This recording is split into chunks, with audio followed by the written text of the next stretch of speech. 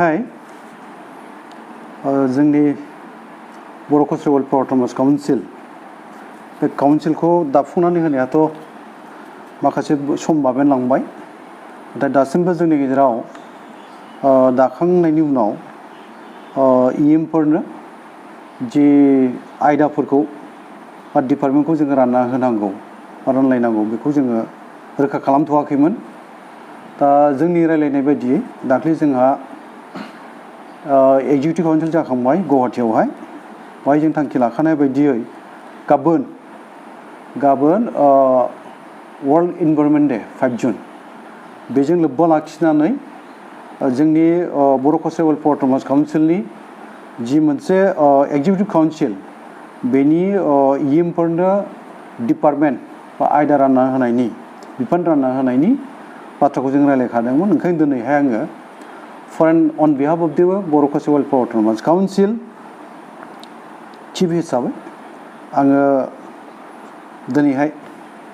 जोंनि इएमफोरनि डिपार्टमेन्टखौ एनाउन्स खालामनो थाखाय आवगायबाय। एनाउन्स खालामनो आवगायनाय जाहैबाय।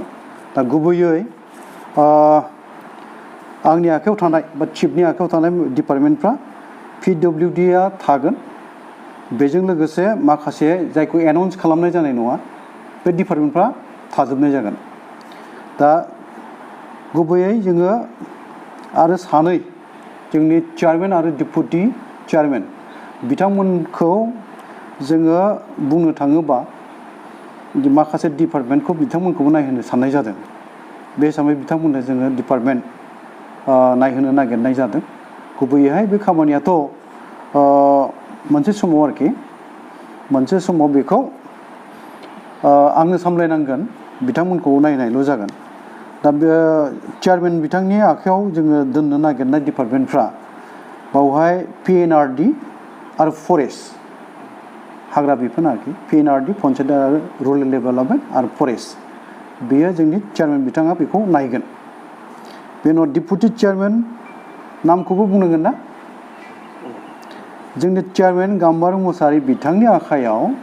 PNRD आरो फरेस्टआ थागोन। बेनि उनावहाय सृजन बसुमतारी डेपुटि चेयारमेन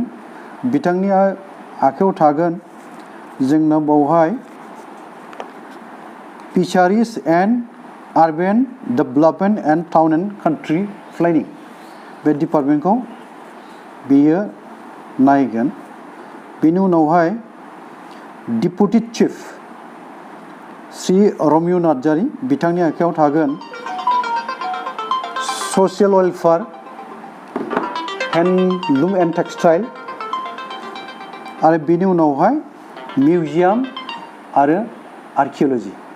बे मोनथाम डिपार्टमेन्टखौ डेपुटि चिफ रमिय नार्जारी बिथांनि आखायाव थागोन बियो।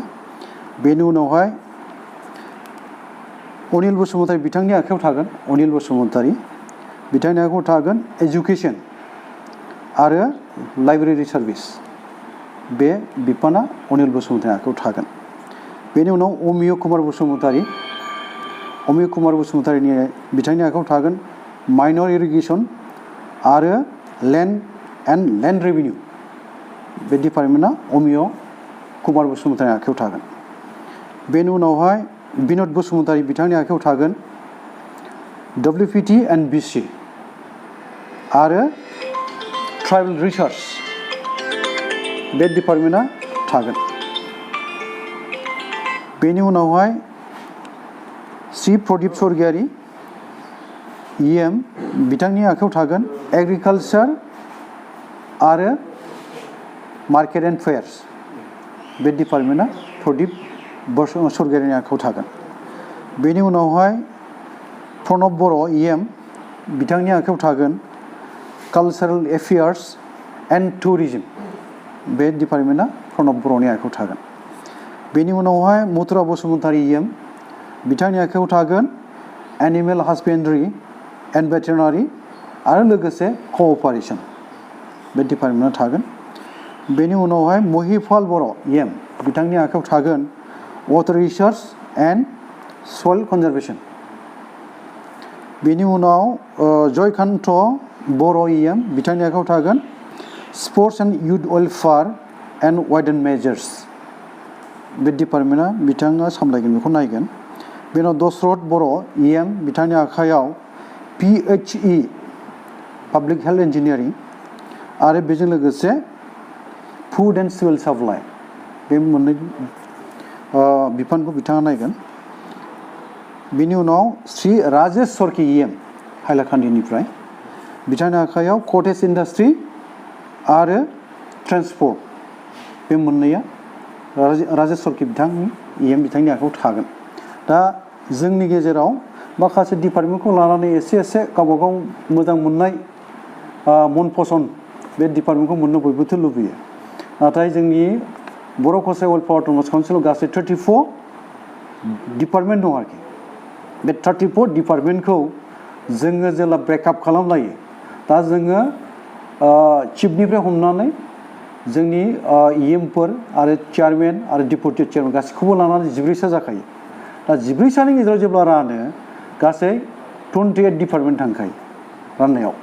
आरो डेपुटि चिफनो मोनसे बारा होखानाय जादों बे हिसाबै 29 थांखाबाय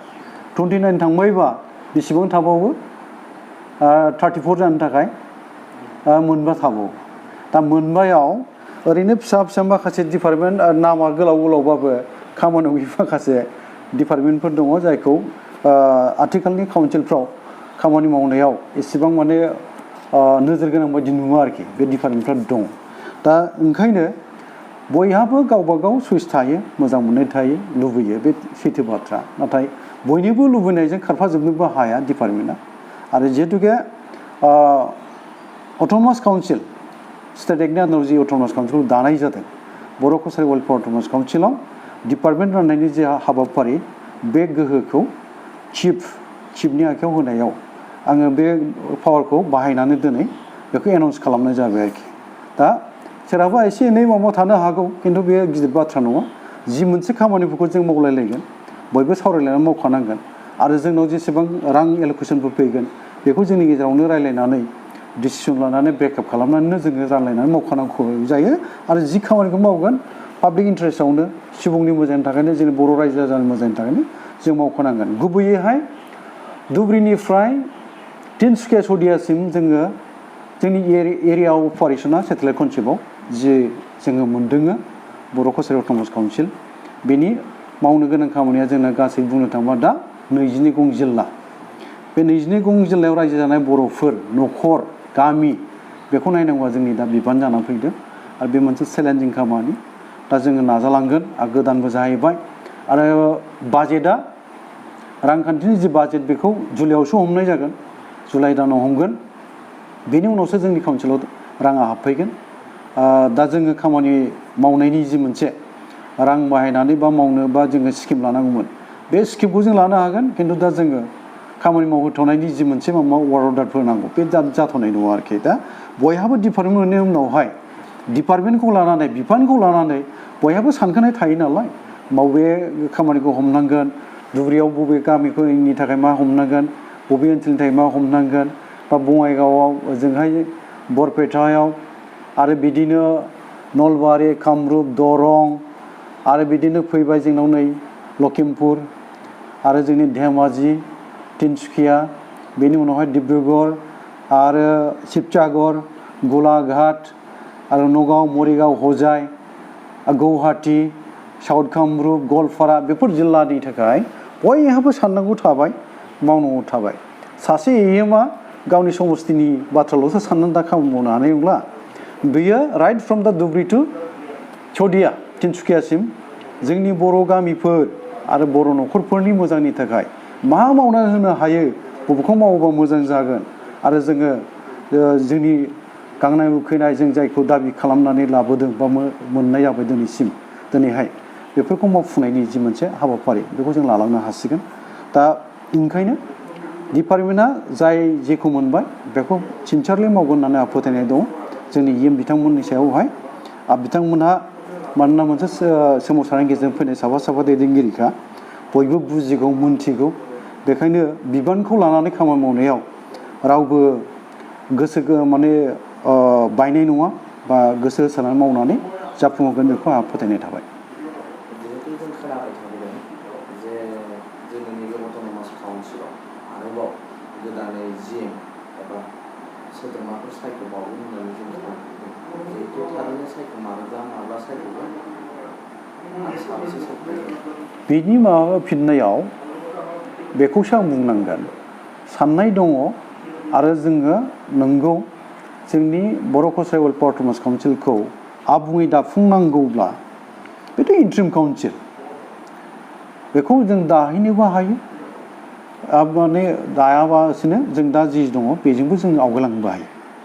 बाथ्राया जाहैबाय जोङो सानदों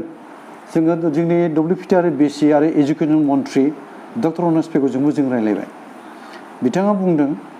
बिथाङाबो माखासेबा जोंखौ साजेस्ट खालामदों रायलायनानै थिग थाक खालामनानै जुदि हायो बेखौ माने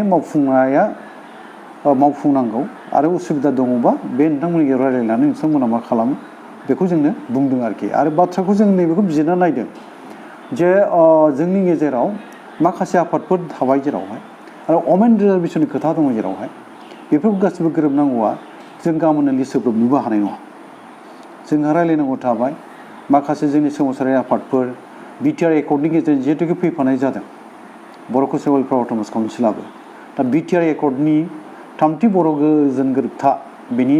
सागानगिरिफोर आफाद बिसोरजोंबो जोंहा रायलायनांगौ थाबाय ओंखायनो बेफोर गासैखौबो नायजोबनानै जोङो जि मोनसे फारिलाइ गथायगोन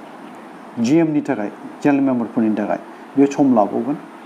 सम लागोन बेयो ओरैनो रायलायनाया मानसिफ्रा खोब स्पिडआव रायलायदों होननानै खोनादों आरो एसे बबेबा माने नोंथांमोननि हयथ' चेनेलावनो जानो हागौ एसे बुंलायग्रोनानैबो लानाय बायदिबो रादाब आंनाव फैदों खिन्थु साननाया थादों बे गाज्रि नङा साननाय थायो बे साननायखौ एक्सप्रेस खालामदों खिन्थु सैथो बाथ्राखौ आं बेखौनो फोरमायगोन जे जोङो दिनै जेनेरेल मेम्बार जि थिसननायनि खामानि बेयो माखासे सावरायनो गोनां दंबावो रोखा जानो गोनां दंबावो सम लाबावगोन बेखिनिखौ आङो नोंथांमोननो